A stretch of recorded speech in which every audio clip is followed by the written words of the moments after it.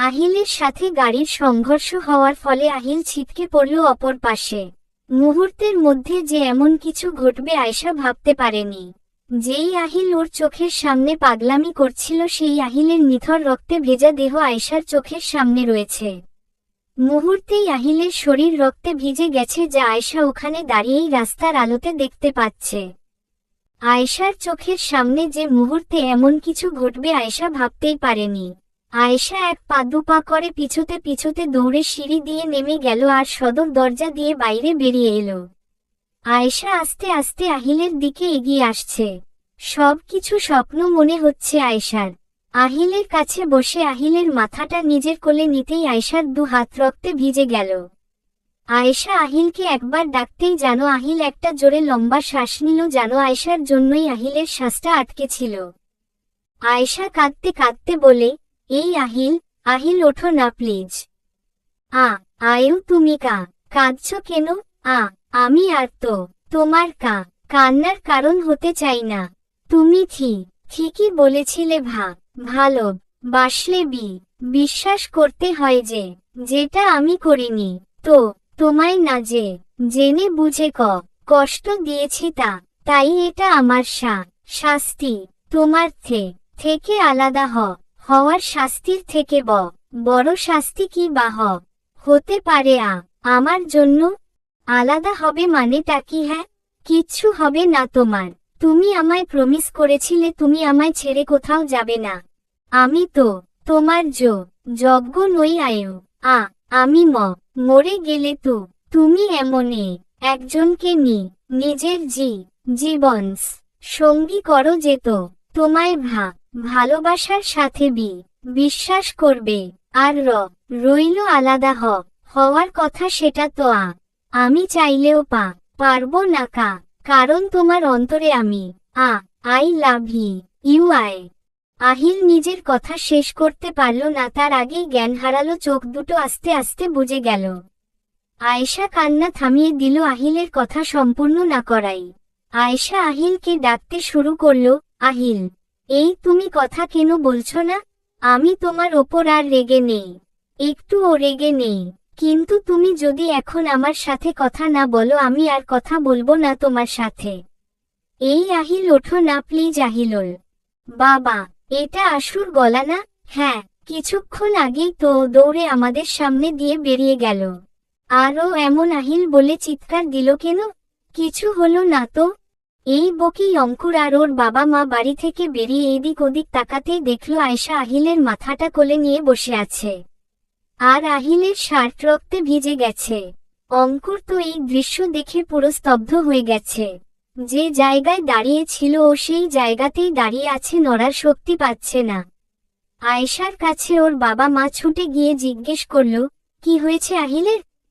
কি করে হলো এসব? কিচ্ছু হয়নি আমার আহিলের ধমক দিয়ে, কিছু হয়নি ওরও এখনই আমার সাথে কথা বলবে। আহিলের দিকে তাকিয়ে বলে আয়শা, কি হলো বলবে না বলো? তোমার আয়ু তোমায় ডাকছে আহিল, ওঠো না প্লিজ। আয়শার মা এমন বেগতিক অবস্থা দেখে অঙ্কুরের খোঁজ করল, কিন্তু অঙ্কুরকে আশেপাশে দেখতে না পেয়ে পিছন ফিরে তাকাতেই দেখল অঙ্কুর মূর্তির ন্যায় দাঁড়িয়ে আছে। আয়শার মা চিৎকার করে অঙ্কুরকে বলল, অঙ্কুর, তুই ওভাবে দাঁড়িয়ে না থেকে অ্যাম্বুলেন্সকে ফোন কর। মায়ের ডাকে অঙ্কুরের হোশ ফিরল আর ও তড়িঘড়ি করে ফোন করল। ইন নার্সিং হোম, আইসিইউর বাইরে সবাই রয়েছে, কারণ আহিল ভিতরে ওকে ডক্টর চেক করছে। এমার্জেন্সিতে ওকে ভিতরে নেওয়া হয়েছে। আরোহী আর আয়শার মা কোনোমতে আহিলের মাকে সামলাচ্ছে। আয়শার বাবা চেয়ারে বসে বারবার আইসিইউ দিকে তাকাচ্ছেন। অঙ্কুর দেয়ালে ঠেস দিয়ে চুপচাপ দাঁড়িয়ে আছে আর আয়শা ওর বাবার পাশেই বসে আছে। এখন আর আয়শা কাঁদছে না, শুধু আহিলের কথাগুলো ভাবছে বসে বসে। আয়শার বাবা একবার আয়শার দিকে তাকালো, আরেকবার অঙ্কুরের দিকে। উঠে অঙ্কুরের কাছে চলে গেল, কারণ অঙ্কুর সেই প্রথম থেকেই চুপচাপ হয়ে রয়েছে। সবটা হয়তো নিতে পারেনি। আয়শার বাবা অঙ্কুরের পাশে দাঁড়ালো আর কাঁধে হাত রাখল অঙ্কুরের। অঙ্কুর একটু নড়ে উঠল। তুই যদি এভাবে ভেঙে পড়িস তাহলে তোর বোনের কি হবে ভাবতে পারছিস? একবার তাকিয়ে দেখ মেয়েটার অবস্থা। আয়শার দিকে ইশারা করে, যখন তোর অ্যাক্সিডেন্ট হয়েছিল তখন আহিল একা হাতে সবটা সামলেছে। আয়েশাকে ওর মাকে শক্ত করেছে আর আমাকে ভরসা দিয়ে গেছে। আজ যখন আহিলের পরিবারের তোকে প্রয়োজন তখন তোকেও তো ওদের পাশে দাঁড়াতে হবে, শক্ত হতে হবে। অঙ্কুর জড়িয়ে ধরে বলে, এরম কেন হলো বাবা? সব তো ঠিক ছিল, তাহলে আবার কেন ওলট পালট হয়ে গেল? আহিল ও কি আনিকার মতো আমায় ছেড়ে চলে যাবে? না, কিচ্ছু হবে না আহিলের, তুই দেখিস। আইসিইউ থেকে ডক্টর বেরিয়ে এলো আর সবাই ডক্টরের কাছে চলে গেল, কিন্তু ডক্টরের মুখ দেখে অঙ্কুরের বুকটা কেমন ধক করে উঠল, তবুও নিজেকে শক্ত করে বলল, ডক্টর আহিল কেমন আছে? ও ঠিক আছে তো। I am sorry, he is no more. Ankur এক কদম পিছিয়ে গেল কথাটা শুনে। ডক্টর আবার বলল, হি ইস ইন কোমা। মাথায় গুরুতর চোট পেয়েছেন উনি, তাই কোমায় চলে গেছেন। আর কোমায় যাওয়া ব্যক্তিরা মৃত ব্যক্তির সমান, কারণ কবে জ্ঞান ফিরবে বা আদৌ জ্ঞান ফিরবে কি না আমরা জানি না।